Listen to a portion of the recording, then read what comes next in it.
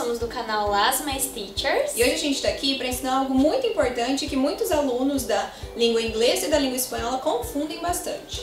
É algo que se trata basicamente das estruturas da língua e acaba gerando bastante dúvida, dificuldade, porque na língua portuguesa a gente faz um uso diferente. No português falado, na língua falada, a gente usa, por exemplo, o verbo ter, tanto no sentido de existir como no sentido de posse. Por exemplo, eu poderia falar, eu tenho uma linda amiga e hoje tem, no sentido de existe, um quadro lindo para o vídeo de hoje. Mas vejam que são dois usos diferentes. Um é o sentido de existe um sujeito e esse sujeito ele possui alguma coisa, ele possui um amigo, ele possui dinheiro, enfim.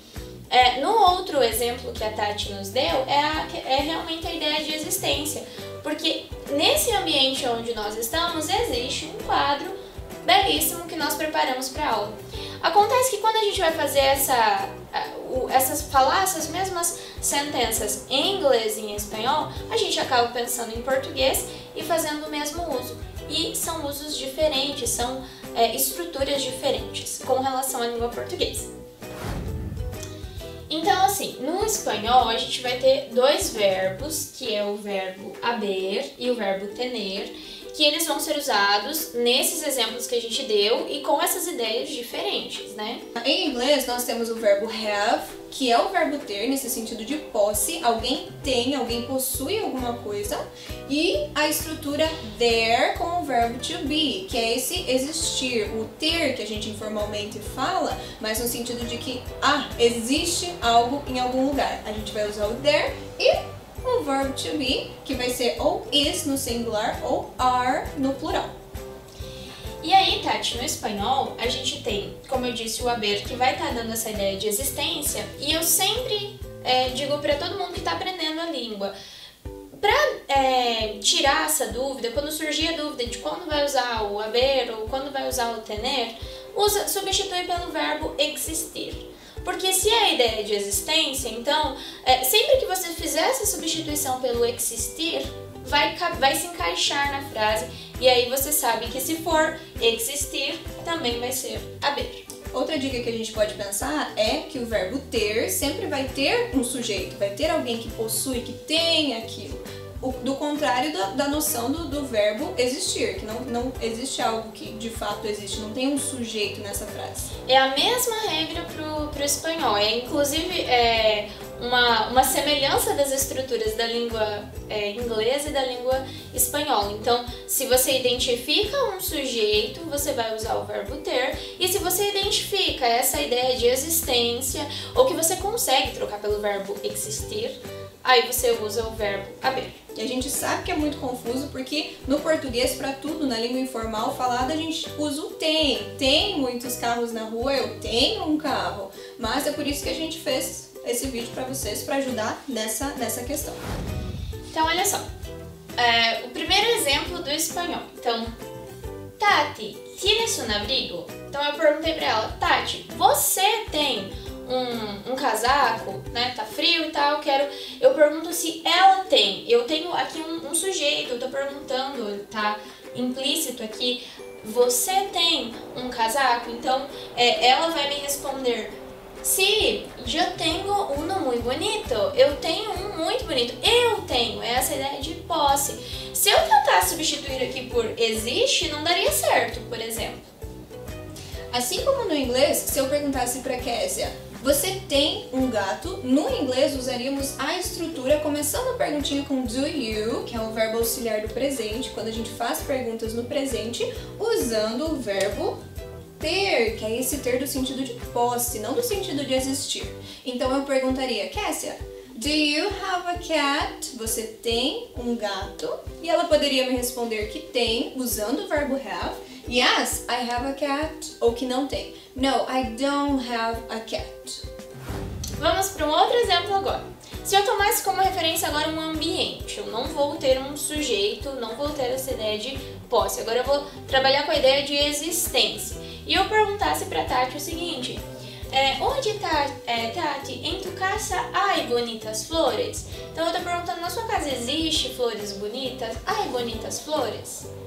E aí ela me responderia sim, ai, ou não ai. E aí a gente tá justamente trabalhando com essa ideia de que existe, olha, não existem flores lá, mas eu não preciso usar o verbo existir, eu tenho esse verbo ai, essa estrutura, ai, pra indicar essa ideia de existência. E tem mais um detalhe, gente. Quando eu trabalho com a ideia de existência e eu uso o ai, vejam que o meu complemento aqui é plural, bonitas flores. Mas eu mantenho essa estrutura de ai tanto para o singular como para o plural. Ok, e se a gente fosse usar essa estrutura do existir, usaríamos a expressão there com o verbo to be. Se fosse no singular, is. Se estamos falando de mais de uma coisa, no plural, are. Por exemplo, eu poderia perguntar para a Késia, is there a cat on your arms? Eu poderia perguntar para a Késia, is there a cat on your arms? Tem um gato nos seus braços, no seu colo? E ela me diria, não, na negativa, não tem, não existe, não há. There isn't a cat on my arms. Agora, se tivesse de fato um gato no colo dela, ela falaria, yes, there is a cat on my arms. Bom, o terceiro exemplo, gente, está relacionado com a existência de coisas na cidade, no país, que também gera bastante confusão quando você pergunta para alguém assim, na sua cidade tem alguma coisa, ou perto da sua casa tem alguma coisa, então você está tomando como referência uma cidade, um bairro, enfim.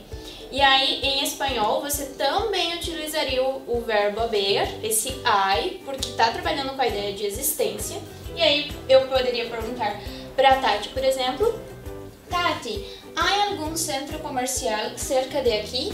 Tem algum shopping perto daqui? Mas veja que esse ter com a ideia de existe, né? Existe algum shopping aqui perto? E se encaixa bem certinho, ó. Existe algum centro comercial? Se você fizer a troca, ele se encaixa perfeitamente, porque é a ideia de existência.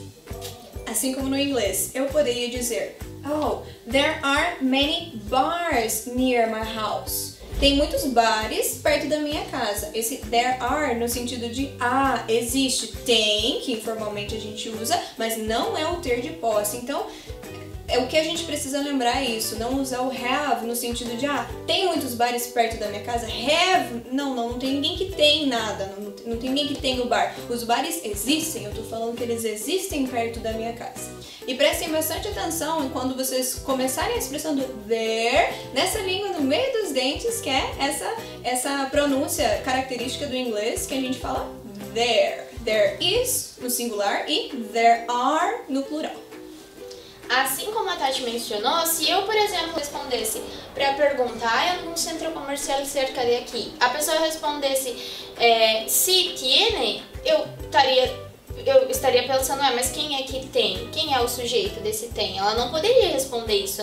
Então, não ficaria adequada essa resposta se tiene. Não, se hay ou não hay. Porque se ela jogar um tiene, onde é a ideia de existência, eu vou estar procurando quem é que tem, quem é o dono, quem é o sujeito, quem é que tem a posse disso. A gente não tem ideia de posse aqui. Percebam outro detalhe que na estrutura da língua espanhola, o verbo tener, quando você tem essa ideia de posse, esse sujeito, ele vai estar conjugado exatamente com o sujeito. Então, por exemplo, você tem, tu tienes, nós temos, tenemos. E aí ele vai modificando, ele vai flexionando de acordo com esse sujeito que tem a posse, que é o dono de alguma coisa que você está perguntando. Já repito que o ai, o haber, com essa ideia de existência, que eu estou trabalhando com o presente também, não é I e I, é essa estrutura. Assim como no inglês, nessa pergunta, do you have a cat, nós usamos o auxiliar do. Se fosse uma outra pessoa, se eu quisesse saber se a sua irmã tem um gato, se o seu amigo tem um gato, a estrutura seria diferente, a conjugação seria outra, seria does he, does your sister, does she have a cat. Mas nessa expressão do haver, do existir, Só existe o there is para o singular e o there are para o plural. A diferença é que na pergunta nós invertemos esta expressão, né? O verbo to be vem para frente para perguntarmos e fica is there, are there na pergunta. E agora a gente vai trazer alguns outros exemplos falando inglês e espanhol para que fique ainda mais claras essas ideias que a gente apresentou. For example, I could ask Kezia, do you have any post-its? Yes, I do. She's the queen of post-its. Oye, Tati, ¿tú tienes muchos bolígrafos en tu estuche? Sí, yo tengo. Como muchos. Kezia, is there any bank around here? Yes, there is. Tati, ¿hay algún banco por aquí cerca? Sí, creo que sí. I could say, for example, Kezia has a long hair. En español, yo le podría preguntar, Tati, ¿tú tienes los ojos azules? No, yo tengo los ojos Castaños. Now, are there 2 bathrooms at your house? Yes, there are. Oye, Tati, ¿hay 2 baños en tu departamento? Sí, hay 2 baños. Gente, como nós havíamos comentado no início, por ser estruturas diferentes com relação à língua portuguesa, pode ser que ainda ocorram dúvidas e o mais importante é sempre estar praticando, tentando criar esses exemplos como a gente fez agora. É porque o nosso cérebro quer nos enganar, a gente sempre quer usar o verbo ter, porque é como funciona no português. Então o único jeito de você aprender isso é de fato repetindo muitas vezes na sua vida. I have a pen and there is a pen on the table and pensando em exemplos diferentes, usando essas estruturas muito para você conseguir gravar e sempre usar as 2 estruturas da maneira correta. Ok? Vale, esperamos que vocês tenham gostado, curtam o vídeo, se inscrevam no nosso canal. Thank you for watching, gracias!